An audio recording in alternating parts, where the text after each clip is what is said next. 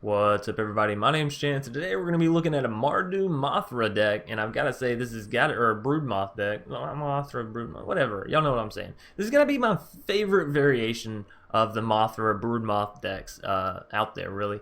And the reason being is you have these very, very interesting cards, and it's not about going wide, right? You see the Warzov Mothras, and you're like, okay, you get down the Cruel Celebrant and Mothra, and you just sort of kill your stuff over and over and over again, right? Or you taste a Karlov and Mothra.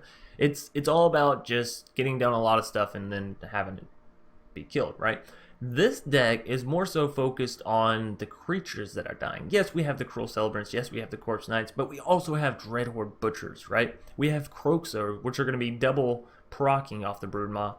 We have Anax, which is really secret hidden OP with the Mothra or the Broodmoth. Because obviously your other creatures die, they create the satyrs, they come back with the Broodmoth, and then if they die again, they create you more satyrs. Same thing with the Anax. Once he dies, he's going to create you satyrs, and he comes back with flying. So, super, super awesome. Anyways, before we go and hop into this full-blown deck tech or deck breakdown, I'd like to remind you all, if you enjoy the video, please be sure to leave a like down below, comment in the comment section if you have any suggestions on this video, future videos, or past videos, and furthermore, if you're new here, consider subscribing. It's free, it's a great way to support the channel, and if you click on that bell icon out beside the subscribe button, it'll actually give you notifications whenever I go live and post videos and all that good whatever shenanigans.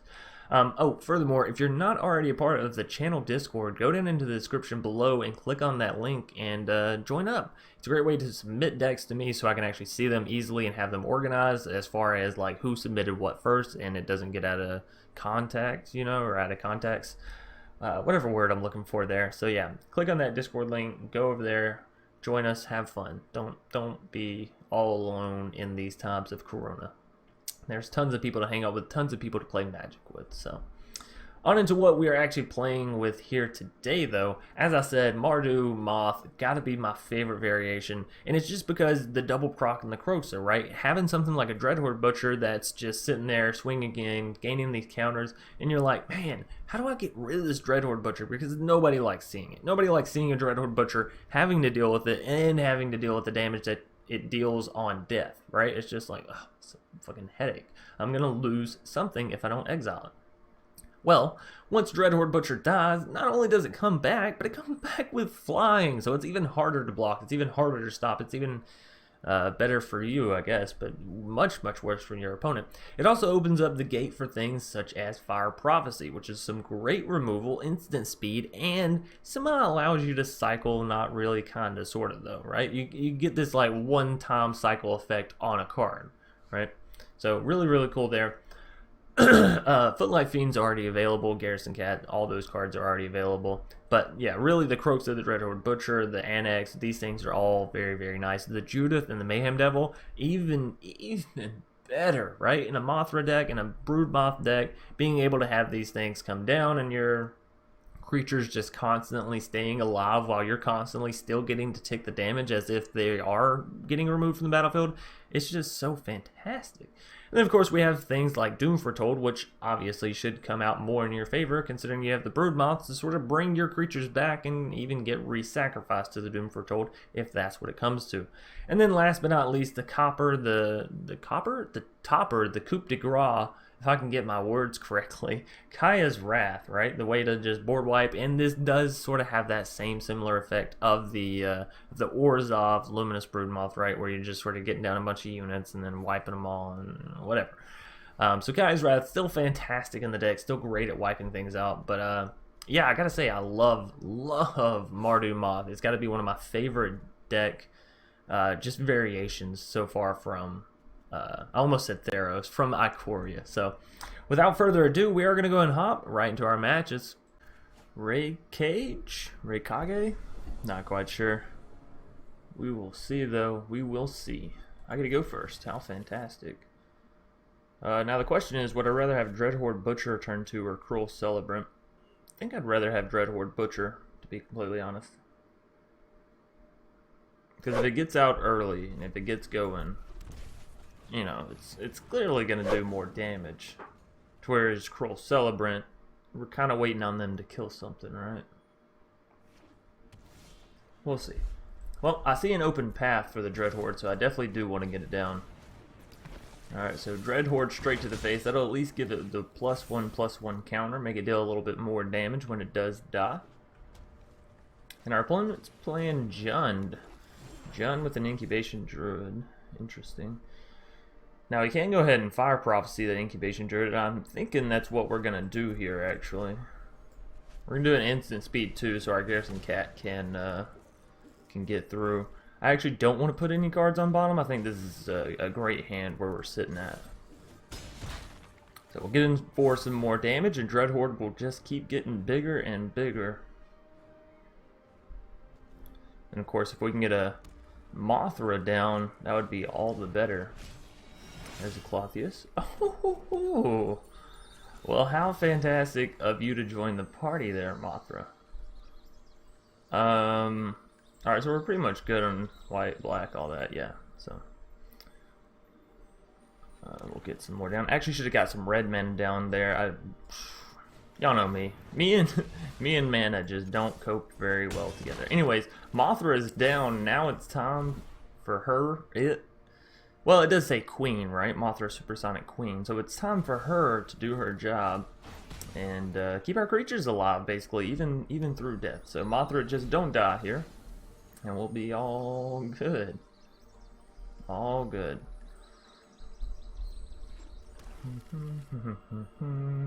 Our opponent's up to 4 mana, though, so could be bad for us, but Devil on the Mothra.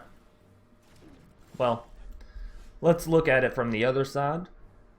Could have been a Bedevil onto our Dreadhorde Butcher. So, we're going to get down to Judith because that increases our damage immediately again.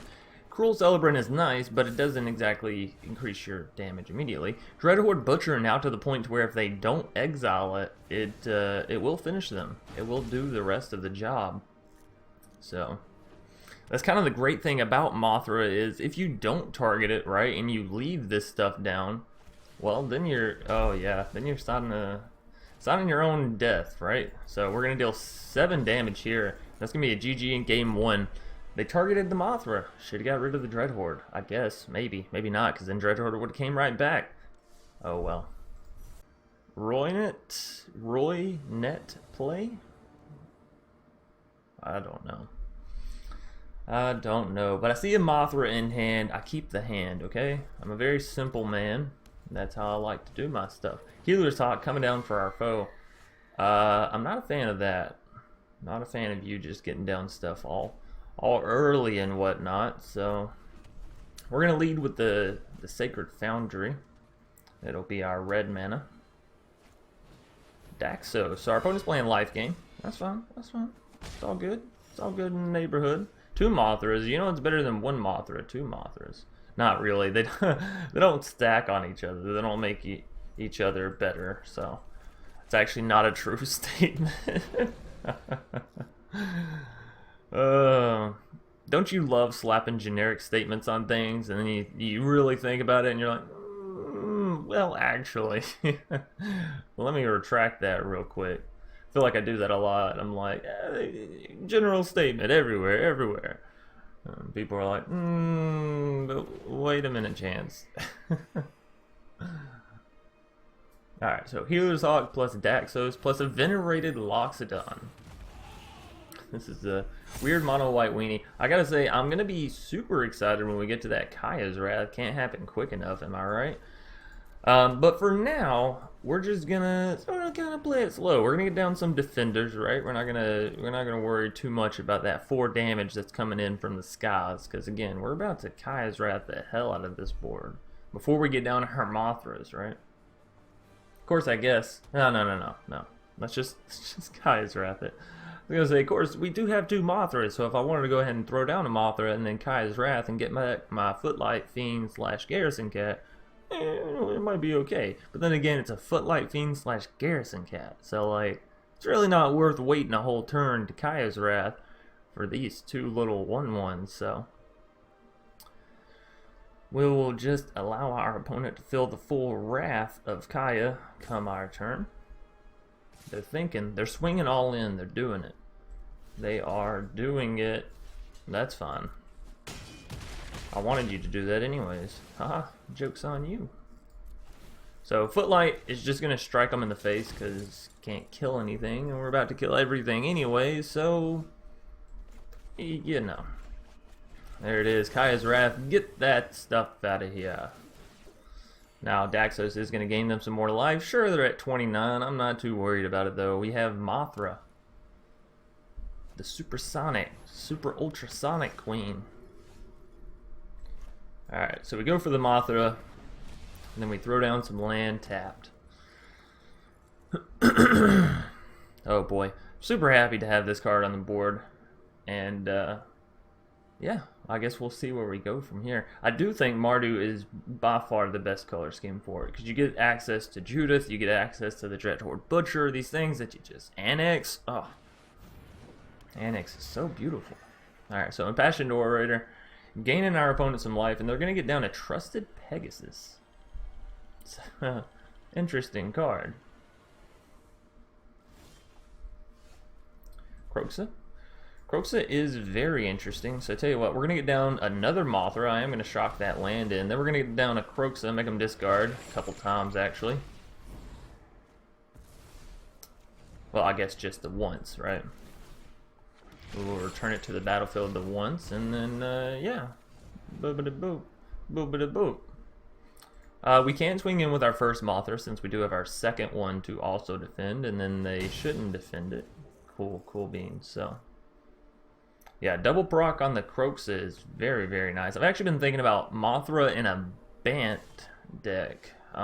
Because again, you throw down the Uro with the Mothra out, you're going to get double procs on it. And that just sounds free. Dang, boy, do I love free. Alright, so we're going to get down to Priest, we're going to get down to Judith. We got both of our Mothras here. We can swing in. I think we can take the crackback of 4 in exchange for dealing 8, right? So... take our opponent down to 16. Look at that. You're not so healthy now, are you? No siree. Or madam. No siree or madam. Good game. I'm going to call it good game, and they are going to concede it out. Mothra, the undefeatable. The unkillable. That's not true, but... whole bunch of untrue statements today, huh? Tribal Tony. Going to be our next foe for the day. I like that name, Tribal Tony. It's a good way to distinguish you from all the other Tonys. This is a little scary, I'm not going to lie, but we do have the mana for Mothra, and that makes me super happy, so... almost smacked the hell out of my mic there. I was like, better be careful with how I'm doing this. Shenanigans. Hello! Hi, Tony. How are you? Good sir. Or madam. Hey, Tony can be a female name as well.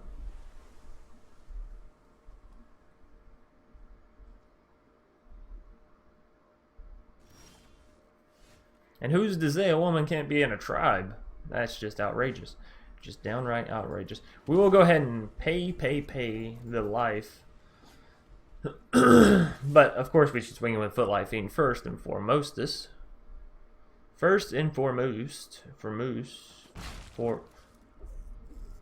I'm trying to say something, and it's not coming out the way that I'm thinking that I want it to come out. Does that make sense? Whatever. Cunning Nightbonder coming down for our opponent, and you know, it signifies what we're about to be facing. All counter, all flash, all day. So no blocks. And it looks like it's a mono blue flash deck, which makes me a little bit more worried, honestly, because it leaves them more room for the counter spells. Bastion of Remembrance, can you land? But can you land? Now let's not forget that Cunning Nightbonder also... okay, cool beans. Cool beans. I didn't really want that. Anyways, we are gonna swing it with a Priest because fuck you, Tribal Tony. You're not taking me down without a fight. And then of course we're leaving the Footlight Fiend back because it can actually kill the Nightbonder. Oh no, it is Demir. Okay. Cool. Here I was worried that we weren't going to have to play up against the Slitherwisp. Now that I know we are, all's good and land a chance.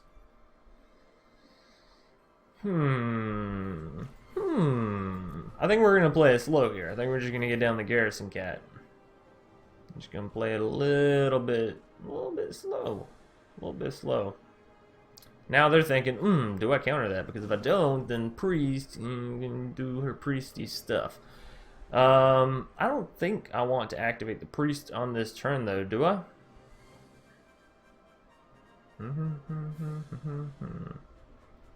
I mean, I guess it's better this turn than when they have something else, right? No, that's not the logic to think about it. We'll wait. See how it goes. See what's going on, right? There's nothing that we can play with the priest mana right now is the only reason why I'm like, it's not really that good. Now, if I draw into a Mothra on this next turn, I'm going to be a little bit salty, right? If I draw into a Mothra, I'm going to be a little bit salty. We shall see, though. We shall see. Opponent's up to a fat 5 mana. Fat 5 mana.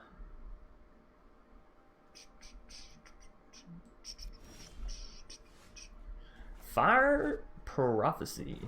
Yes, please. Let's see if they'll counter this. And by let's see, I mean let's make them counter this.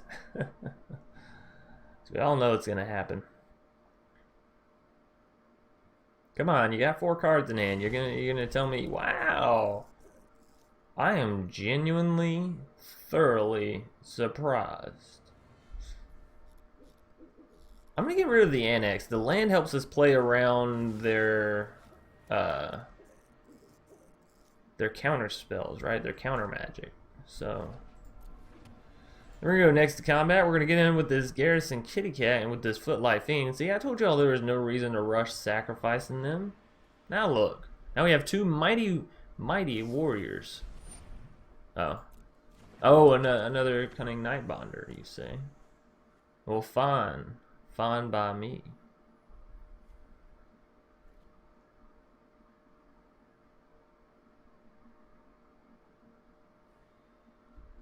Alright, no attacks.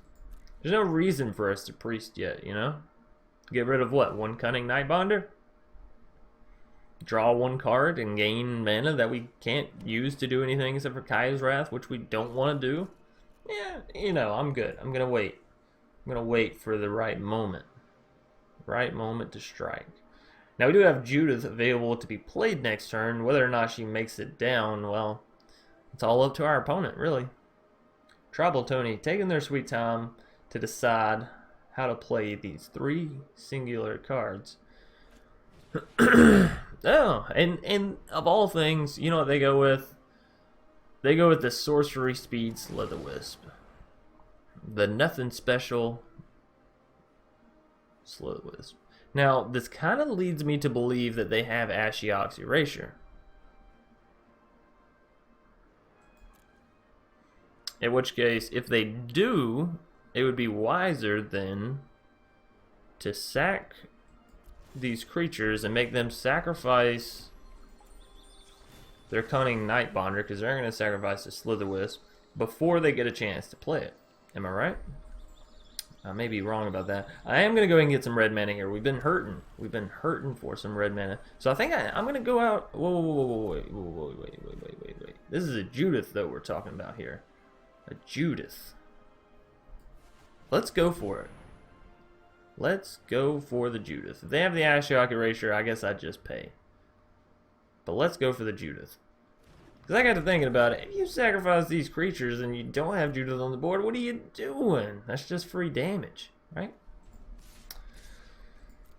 Alright, so Garrison Kitty Cat, Footlight Fiend, go, go, go. Do your thing. Swing in. Now they may have... No? Okay. I was going to say they may have something like an Unsummon to bounce the Judith and then try to kill my creatures, but not even that. Well, okay. If nothing's going to become of it, then I'm not sacrificing my creatures. I was really worried about the Ashiok's Erasure, but my greed got the better of me in the situation with the Judith, so... yeah, here we are. Here we are. Tribal Tony. What do? You know? Your back's kind of up against the wall here. They're going for the Brazen Borrower bouncy, flashy flash play. That's okay. We're gonna now use our priest sack out these two creatures. We're gonna get rid of their Slither-Wisp. Cunning Nightbonder, annoying, not the end of the world. And then to the face, and then of course Priest will make them sacrifice the Cunning Nightbonder as well, so that's kind of good. So bye-bye to all of your creatures. Damn, still no Mothra. You look and you look and you look and you look. And for what? No goddamn Moth. No Supersonic Queen. That's okay. Tribal Tony, I still feel like we have them on the run, right? Not to be confused with them having the runs, right? It's a whole different subject. I get it. People are getting sick nowadays, but... And then a Batra, Dark Destroyer. My question is, why didn't they play the Brazen Borrower down first to try to avoid some crazy mix-up? Now, I do want to cycle this Savai Triome. I'm not going to lie. I'm not even going to lie. But would I rather get down the Priest and set up for the sack on that? They have the 6 mana to mutate it, but they can't mutate it onto anything. So I have like a singular turn here to work with, right? Let's get down the Priest. Let's cycle. Let's see what we can see. Fuck, why did I cycle at sorcery speed? I don't know, you're not that smart, Chance. Yeah, thanks, audience. I do appreciate the confidence boost. Now, unfortunately, we can't swing him this 2-1 because it's token, and Judith reads that it's non-tokens. Otherwise, that 2-1 would be fucking Tribal Tony up, let me tell you. Having 2 priests it's fun, but it also feels a little overbearing sometimes because it's like, well, I don't even have enough creatures to supply you two. Now, don't get me wrong, Mothra is supposed to be down here helping us supply this creature count by, well, pseudo-supply the creature count, am I right? Alright, Tribal Tony, leaving it at that note. Well, I'm about to swing in with almost everything. I'm going to leave 1 priest back, but everything else is a go-go. Everything else is a go-go. Now, their Brazen Borrower can't attack in the sky, so, or can't defend it in the sky. Can't defend people that don't fly.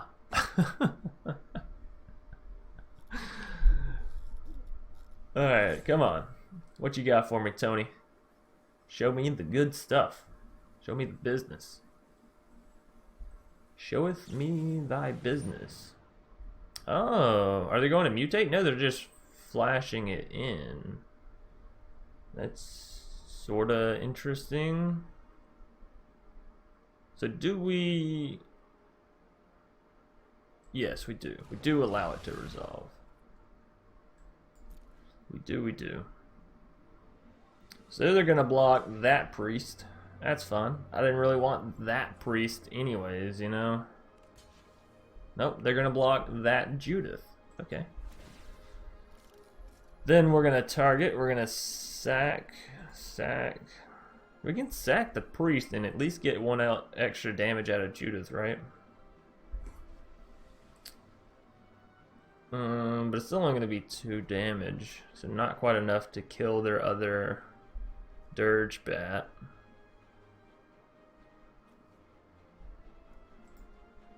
Alright, this will be fun. We're going to deal 1 to the face, because again, we don't have enough to kill their other Dirge Bat.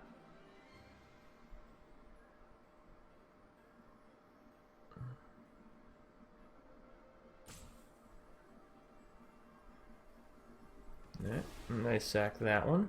No! It was another goddamn land, y'all guessed it. I still have a Gaia's Wrath, but... Oh, no! No! Fuck. I was...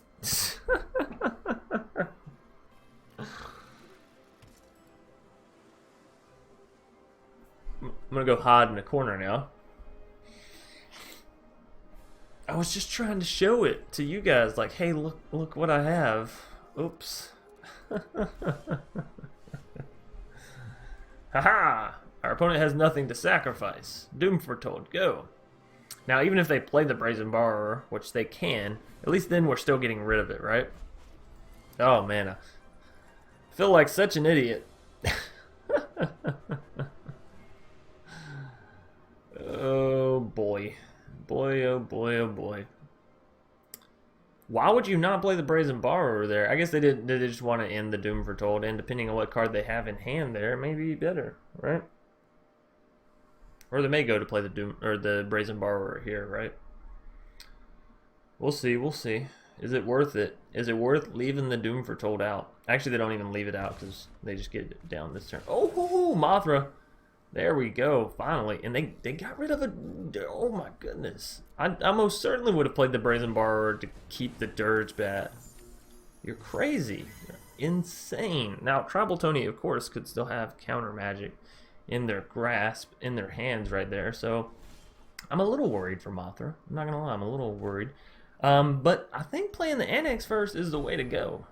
For sure, for sure. Boom. It lands. Mothra. Can you land? They could have something like a Mystical Dispute, in which case playing the Mothra first was the right play. But no, it's okay. It's alright. All is good tonight. Alright,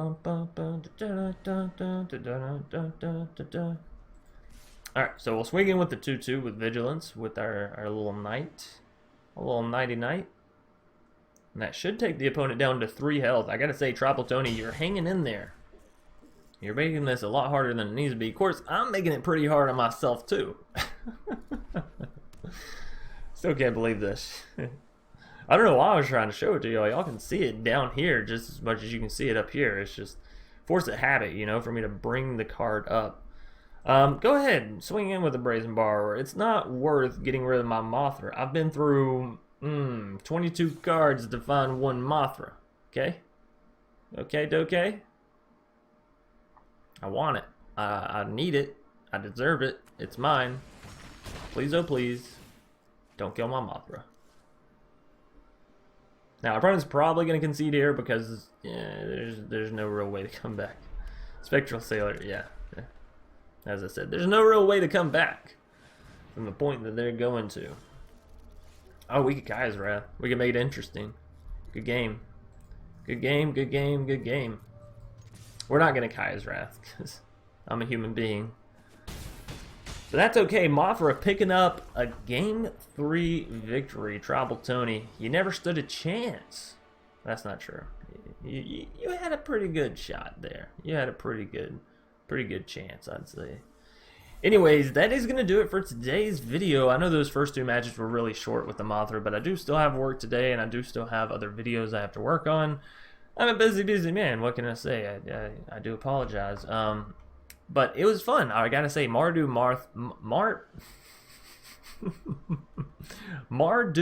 Mothra may be my favorite, right? You get the Dreadhorde Butcher, you get the Anax, which people don't really think about, but it's actually really, really good because the Anax dies and the Mothra gets back the Anax again, right? Anyways. And the Anax, of course, brings in all the satyrs, and your creatures keep coming back and keep giving you satyrs, and it's just fun. You get really big boards going, really fun stuff going. Unfortunately, yeah, we just didn't get our Mothra until late in that game there. But anyways, thanks everybody for watching. I hope you enjoyed. If you did, please be sure to leave a like down below and a comment in the comment section if you have any suggestions on this video, future videos, or past videos. Furthermore, if you're new here, consider subscribing. It's free. It's a great way to support the channel. And if you click on that little bell icon beside the subscribe button, you'll actually be able to get notifications whenever I go live or post videos or post posts about not going live or posting videos. Furthermore, if you're not a part of our channel Discord, go down into the description below and click on that link, and it'll shoot you over that way. We try to have a chill time. If you have any deck suggestions, submissions, whatever, put them over there. We have a whole tab, a whole channel, whatever you want to call it, just for that. So again, that's going to do it for me today. Hope you all enjoyed, and I will see y'all later. Peace.